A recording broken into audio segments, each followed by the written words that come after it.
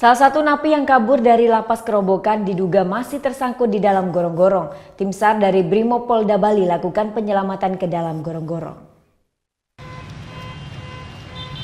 Dibantu dengan tabung udara, tim SAR dari Sat Brimopolda Bali berupaya melakukan penyelaman ke dalam gorong-gorong untuk melakukan penelusuran. Pihak kepolisian menduga salah satu napi masih tersangkut di dalam gorong-gorong tersebut.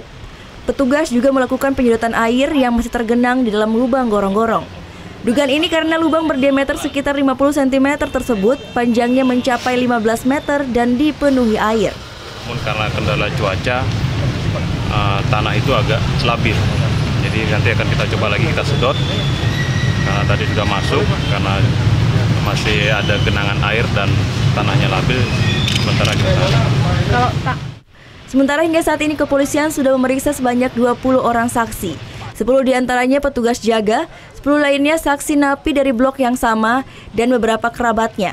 Karena ada dugaan keterlibatan dari pihak sipir maupun orang luar. Sementara dari sejumlah CCTV yang diperiksa, petugas tidak menemukan titik terang. Petugas juga mulai memasang foto-foto para napi di sejumlah titik. Keempat narapidana asing tersebut yaitu Shaun Edward Davidson, warga negara Australia, Dimitar Nikolov, warga negara Bulgaria, Said Muhammad, warga negara India, dan T. Koking, warga negara Johor, Malaysia.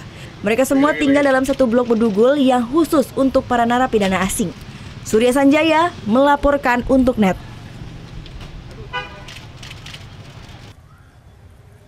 Halo, jangan lupa subscribe dan juga nonton tayangan berita lainnya di sebelah sini.